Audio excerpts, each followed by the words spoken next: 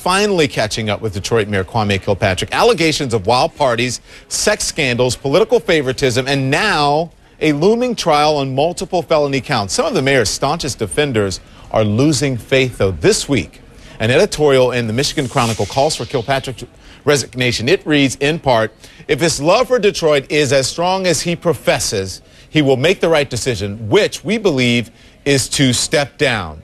Joining us now from Detroit, Bankole Thompson. He is the Chronicle's senior editor. Why did they call for his resignation? Well, Don, I think the Chronicle felt as an institution in this community that has existed for more than 70 years, covering this community, covering the African-American community in this country, the Chronicle felt it was necessary to come out at this point in time because you cannot have a mayor who is in court 3 to 4 times a week, and it is time for the mayor to step aside. So, Mr. Thompson, it's this latest round of court battles that broke the camel's back. Is that what you're saying? Yeah, it is. So some people are saying, what took you so long? Well, you know, editorial decisions like this are pretty heavy, and you don't just arrive at them just by having a quick meeting. I think the paper as an institution, and we know the community that we are in, that sometimes, you know, there's a tendency to pander to race and racism. I mean, this is the largest African-American city in the nation.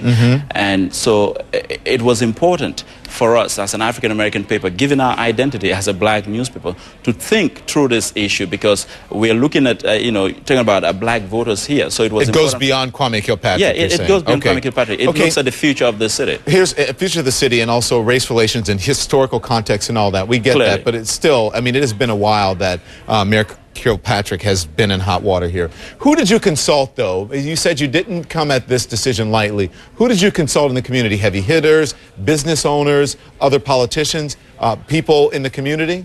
No, we did not consult anyone. This was exclusively the decision of the Michigan Chronicle editorial board.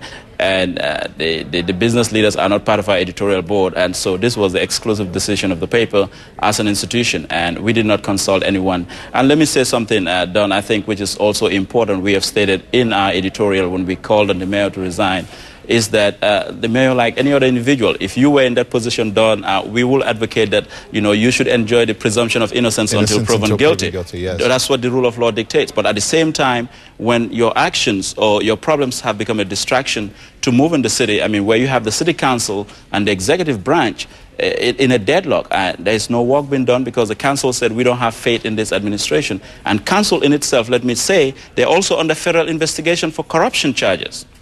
Okay, so we were looking at the video last week and listening to some of the people, some of the mayor's constituents in Detroit when he went to jail for allegedly violating his parole agreements going to Canada when it first started this latest round. And there were people who were angry. You could see them standing next to the mayor in a press conference or next to the mayor's people in a press conference.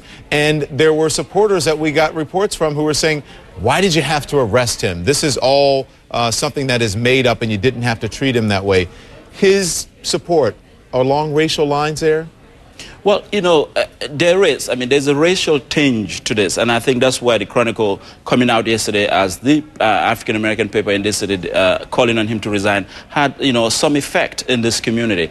There's a racial tinge to it, but, you know, the irony here, or the paradox here, Don, is this, that the corporate Detroit, the business community here, who are made up mostly of white men, are not coming out visibly as a lot of people would have expected. I don't know. I mean, because they're doing business with the city. Some might have contracts with the city of Detroit, and he is still the mayor. So what we have is basically you have corporate Detroit coming out just, you know, in bits and pieces. But it's not like the Detroit Regional Chamber of Commerce, which is the largest chamber in the nation, has not come out, has not issued a statement as an institution to call on him to step down. All right, you're talking about economic and business ramifications. Yeah, for business the city of ramifications. So what I'm saying is... Let's talk sure. political, though, real quickly. He's a superdelegate. Yes, and he can go to the convention now. Right. What does this mean for the political spectrum when it comes to the Democratic Party, as someone who would know this from what you do with this newspaper? Yes, you know, Don, clearly, one thing that I've said, and I want to emphasize it, that Mayor Kwame Kilpatrick is not Barack Obama. Mayor Kwame Kilpatrick is not on Obama's short list.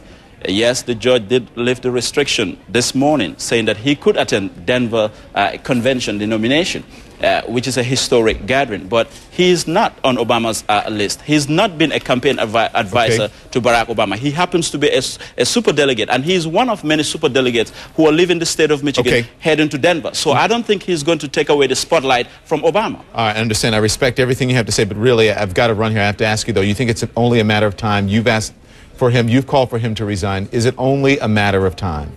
Yeah, I think it's only a matter of time. I've said the wheels of justice are quickly turning. All right. Bankole Thompson, the Chronicle Senior Editor, calling for Mayor Kwame Kilpatrick to resign, joining us here in the CNN Newsroom. Thank you. Thank you.